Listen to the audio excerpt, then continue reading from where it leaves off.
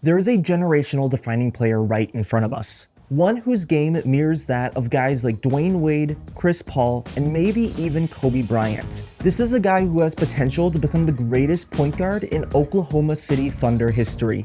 This is a guy who is having a historical season, one of the greatest seasons that we have ever seen, and he still may not even win the MVP award. If you give me just about 15 minutes of your time, I want to tell you about a generational defining point guard. Welcome to MVP Mondays. A 3-point deficit for the Lakers. From the logo, SGA on the three, on the right. Shai going to work, step back shot, Ellis on him, and he puts it in. Grooving, piercing, spinning, hanging for the lead, and SGA knocks it down. Shai Gilgeous-Alexander is leading a scorching hot Oklahoma City Thunder team with a franchise record 15 straight wins, and their most recent win being over the defending champions and a team that I think they are most likely to meet in the finals, the Boston Celtics. SGA is having a career year with averages seldom seen in NBA history. He is on a historic pace, and his advanced stats are placing him as the second best player in the league, with a growing gap between him and third place. But SGA was never supposed to become the star that he is today. Shai Gilgeous-Alexander was drafted with the 11th overall pick in the 2018 draft to the Charlotte Hornets. That night, he was traded for Miles Bridges and a few other small players. I am so sorry, Hornets fans. SGA was seen as the best guard in the draft, being the starting point guard for the number 18th ranked Kentucky Wildcats. He was a combo guard that was 6'6" with a 7-foot wingspan, 36-inch vertical that could basically do it all. He could defend well, he could drive well, he showed signs of being a good playmaker, and he was a 40% three-point shooter on a low volume. Scouts just wondered if he was able to tap into all of his talents. Coming out of the draft, he was compared to the likes of guys like Drew Holiday, Michael Carter-Williams, and Sean Livingston. But it only took him a few years and he would leave all of those comparisons behind. After being subject to one of the biggest trade steals possibly in NBA history, in just his second year on the Oklahoma City Thunder, Shai Gilgeous-Alexander was averaging 20 points per night. At just 24 years old, SGA was averaging his classic 31 points per night. He was an All-Star, he was an All-NBA, and he was 5th in MVP voting. Last year, he did that again, but then he was 2nd in MVP voting, being a runner-up to Nikola Jokic while earning Defensive Player of the Year votes. And this year, he might just pass Nikola Jokic because his stats are even better. He's not just being insane, he is being historic. Shai Gilgeous-Alexander is averaging 31 points, 5 rebounds, 6 assists on a 63% true shooting percentage with a career-high 3 stocks per game. Career high is something that I would be saying a lot, so I just want to get all of his career highs out of the way right now. Because Shai Gilgeous-Alexander is having a career high in his PER, win shares, box plus minus, true shooting percentage, value over replacement player, net rating, blocks, steals, and 3-point attempts this year. But stats and career highs mean nothing without context behind them. His PER of 30.3 is 3rd in the entire NBA. His true shooting percentage is 4th in all guards, which is a lot more impressive when you look at his volume compared to everyone else on that list. He is leading in win shares per 48 minutes by an incredibly wide margin. He is 2nd in box plus minus with a pretty sizable gap between him and 3rd place. He and Nikola Jokic are tied for 1st place when it comes to value over replacement player. His 31 points per night is leading the entire league when it comes to scoring, making his true shooting percentage even that more impressive. He is 2nd in the entire NBA when it comes to steals, and he is 2nd in all guards when it comes to blocks. Shai's career year has made him arguably the best player in the league, aside from Nikola Jokic, of course. But he isn't just doing well by current standards. He is doing well by historical standards. Only 4 guards in NBA history have scored over 20 points per game while shooting at least 58% on twos. Tyrese Halliburton, De'Aaron Fox, Luka Doncic, and this year's Shai Gilgeous-Alexander. His true shooting percentage of 63% is historical. In fact, it is the 8th most efficient season in NBA history for a guard. the only guards in front of him were prolific three-point shooters. Guys like Reggie Miller, Damian Lillard, Steph Curry, Steph Curry, Steph Curry, Steph Curry, and that 31, 5, and 6 number. That has only ever been done 13 times. And out of all of those seasons, Shai Gilgeous is the most efficient. Aside from Nikola Jokic this year, of course. And that number of 6 assists, something I'm sure he is going to be attacked on, that's a number that can be way higher.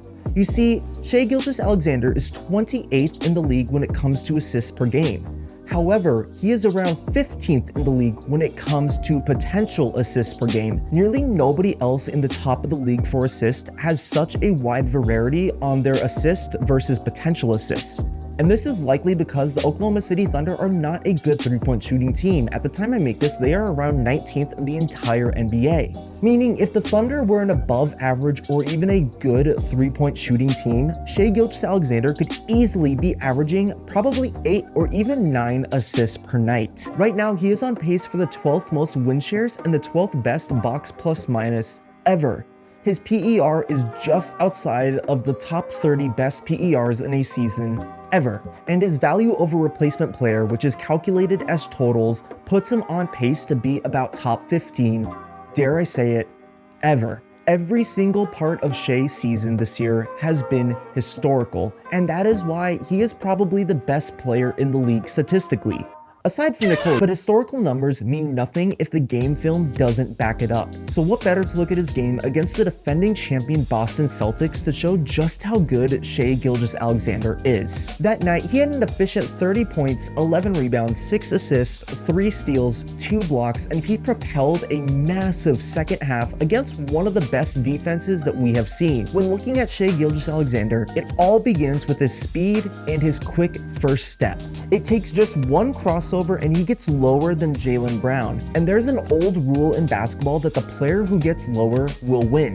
And SGA manages to get lower, put his shoulder down, and then he is great at lightly kissing the ball off the glass. Again in the first quarter, we see SGA get low thanks to a good screen by Aaron Wiggins. He gets below Kristaps Porzingis, and all he has to do is rise up, and that's free throws. And surprisingly, SGA's free throw rate is down this year compared to years past where he is averaging about 2 less free throws per game compared to his career high. Right here, his quick first step combined with his finishing ability makes the entire defense have to look at him. After all, Shai Gilgeous-Alexander is the most efficient guard in the league when it comes to finishing within the restricted arc. And honestly, I don't even think there's anybody who's even that close to him. Right here, Jason Tatum and Drew Holiday are aggressively rotated over while Porzingis is on the opposite block.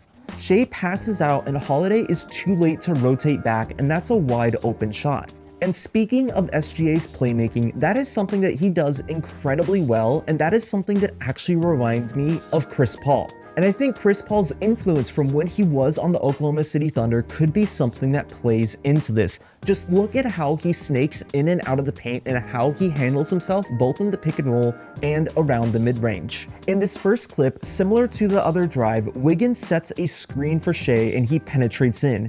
And then right here, he hangs in the air, and Holiday is not near Isaiah Hartenstein, and Hartenstein is just great at those little floaters. Again in the first, he drives in and ends up fading to the side, and we see this same jump pass. Late in the second, he gets penetration off the screen, drives in, and not wanting to attack one of the best shot blockers in the NBA, bounces out, and that is a wide open baseline shot. One more example, here in the second, Boston denies Shai the paint, creating a literal Giannis-like wall for him. This leaves 3 guys wide open, and Shai makes the best choice, finding a wide open Lou Dort. But sometimes the defense just wins the battle. And I'm sure you've noticed by now, but these little jump passes and the ability to hang in the air just for a second longer is something that SGA is elite at. Like right here, he rises up, Porzingis is ready to defend the floater until SGA finds iHeart. We see something similar here where SGA rises up, is attempting the floater, and Holiday plays amazing defense. Horford is left watching the ball and he dumps it off to Isaiah Hartenstein. In the third, he's looking for a foul call. He doesn't get it, but he is still able to dump it off, and that is another easy 2 for the Thunder. SGA did most of his damage from outside of the paint this game, but make no mistake, he is one of, if not the best drivers of all guards in the league this season. You take into fact his size, his playmaking, his ability to pass out of a shot, his ability to hit a floater, and his ability to use the backboard, and you have somebody who is unstoppable when he is going to the hoop, especially when you combine that with a player like Isaiah Hartenstein. And by being an elite finisher and elite in the pick and roll, because yes, he is in the 80th percentile of all pick and roll players, that's what opens up the rest of his game. And every elite driver in NBA history has the mid-range game to go with it. Like right here in the third, Holiday and Porzingis guard the drive, so SGA just has to rise up. And again in the third quarter, we see the mid-range combined with a Kobe-esque like baseline fadeaway after his initial shot gets blocked. This is just too clean. What if I told you that as well as being the best rim finisher of all guards, SGA is the best mid-range shooter in the entire NBA? Aside from Kevin Durant, of course, but he and Durant stand alone near the top. And so you're taking all of these pieces of SGA's offensive game. Everything, like I said, with his driving, you combine that with being one of the best mid-range shooters who can rise it up, take his quick first step, and then suddenly the defense has to respect his jab out of the triple threat. And that lays open to step back shots where he hit 2 big step backs against the Celtics in the second half. This first one here was against Jrue Holiday, and the second one he hit was in the fourth quarter, which basically iced the game for his team. He also hit one more 3 this game. It was a wide open shot that the Celtics didn't contest, but surprisingly, SGA is an amazing shooter on wide open shots. It's a very small sample size, but on catch and shoot 3-pointers, Shai Gilgeous-Alexander is 14 of 27 this year. He is shooting above 50% on catch and shoot 3s. If you take players who have shot at least 25 catch and shoot 3s, SGA is the 3rd best catch and shoot 3-pointer this year. Now it is a small sample size, and I will admit that. Obviously there are better catch and shoot 3-point players, but the fact that he is this efficient just goes to show that he is a much better 3-point shooter than his 36% will show you, and it just goes to show that he has to create a lot of his own offense. Shai Gilgeous-Alexander is the complete offensive guard. He can drive and attack you in multiple ways. He is the quick first step that we saw in Dwayne Wade. He has the way of handling the pick and roll in the same way we saw a vintage Chris Paul. He has that Kobe-like mid-range game and fadeaway. If his teammates were simply better shooters, I think we as a whole would be talking about SGA as one of the premier playmakers in the game. He just doesn't get the respect he deserves because he's at only 6 assists per game. So naturally, being the engine that completely overhauls this offense, you would think that he takes defense off, right? Well, that could be anything but the truth. SGA has always been a good defender for his career. Like I said, he is 6'6" with a 7-foot wingspan. With or without SGA, the Thunder's defense is historic. But in this game against the Boston Celtics, SGA made multiple huge plays that turned the course of the game. He had great deflections against much taller players than him that denied post entry, it got a steal, and it ended up getting his team 2 points. SGA also had 2 big blocks. First was this block that basically made him look like a big man rising up on the smaller player and swatting it. And the second block was in the fourth quarter that he absolutely dominated, and this was a LeBron-like chase down block.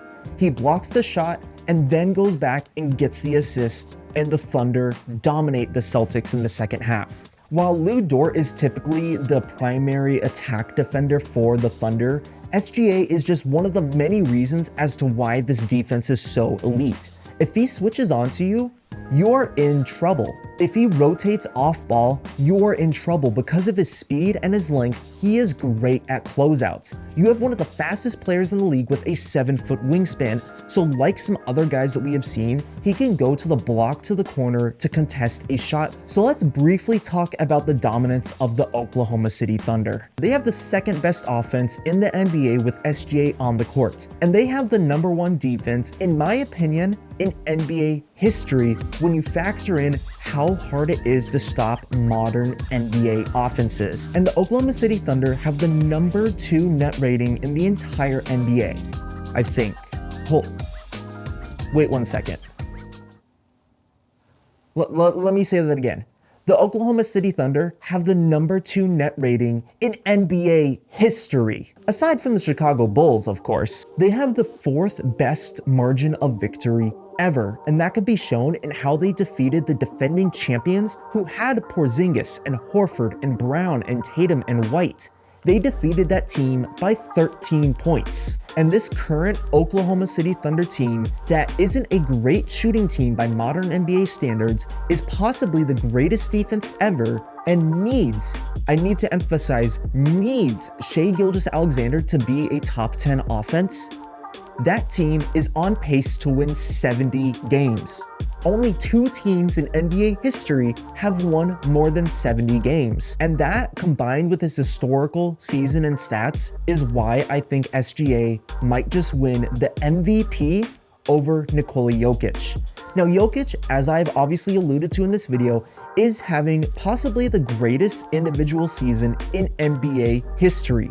But Shai Gilgeous-Alexander is not too far behind while leading the Thunder on a historic pace. Now, I absolutely love the Joker. Not too long ago, I made a video early in the season talking about how he is likely to be the one to win the MVP. But then the Thunder lose arguably their 2nd best player in Chet Holmgren. And then what do? They win, they keep up an elite offense and an elite defense, and they go on a franchise record 15-game win streak that is still going at the time that I record this. I think SGA partially didn't get the early MVP talks because some thought that the Thunder's hot start was just a fluke, especially on the defensive end, but now that we are this far into the NBA season, about over a third of the way through, the Thunder are still historical. And speaking of some of the other top guards and some of the other MVP candidates in the league, we have to talk about him versus Luka Doncic, because I went into this season hands down thinking that Luka was the best point guard in the NBA. I even bet my money on it that he was going to win the MVP, and that is $10 that I'm not going to see back. Luka had an incredible month of December that he is more than capable of repeating for the rest of the year. However, Luka is probably not going to hit the 65-game requirement to win the award, so in any other year without Shai and without Jokic, Luka would probably win the MVP if he was healthy. Unfortunately, he is not, and Shai has absolutely stolen the title of the best guard in the league from him. And yet he still doesn't feel like he's talked about enough. And speaking of MVPs, I can't help but compare him to the Thunder's most recent MVP, the man whose jersey I'm wearing right now, the one Russell Westbrook. Westbrook is without a doubt the best Oklahoma City Thunder player of all time, but I do think there is the path for SGA to become the better Thunder player.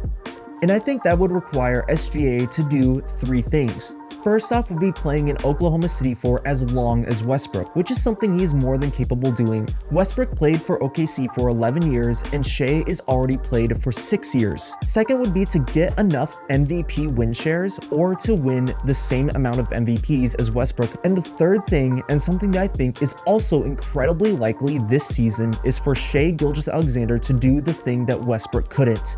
Be the number 1 option on a championship team. I think SGA has a very strong chance to do that. And even beyond that, there are still going to be some Brody fans that don't put SGA over Westbrook. And honestly, I understand. What NBA fan doesn't have a deep love for the Brody? But I think if SGA ends up playing in Oklahoma City for a longer amount of time than Westbrook, and I think if he breaks Westbrook's record of the all-time Thunder leading scorer, he might just seal off that case. And breaking his record is more than reasonable. Westbrook has about 18,859 points as an Oklahoma City Thunder player. That is definitely a lot in his 11 seasons. Shai Gilgeous-Alexander has over 9,000 points in his 6 seasons. At his current pace, he could definitely break Westbrook's scoring record by the time he plays for 11 or 12 seasons. Remember, this is a man who has been casually averaging 31 points per game for the last 3 years, and this is a man who has been averaging 20 points per game since he was 19 years old. I mean no disrespect to Westbrook when I say this, but I do think SGA can become the greatest Thunder player that we have ever seen. So SGA can possibly become the greatest Thunder player ever. He is already, in my opinion, taken over the role as the best point guard in the NBA. He is leading and is being heavily relied on one of the best teams that we have ever seen. A team that desperately needs Shai. And despite being absolutely relied on, he is having one of the most efficient seasons that we have ever seen from a guard, especially from a guard that does not shoot a lot of three-pointers. But yet that doesn't take away from the fact that he is still one of the best defenders in the entire league. He is not just having a career year, he is having a historical year. And that is why Shai Gilgeous-Alexander might just be the front runner for the NBA MVP. This was MVP Mondays, where every Monday, at least sometimes, we break down a current or former MVP candidate. Last week, we talked about Victor Wembanyama, and you can check out that video right here. But that is it for this one, and I will catch you all later.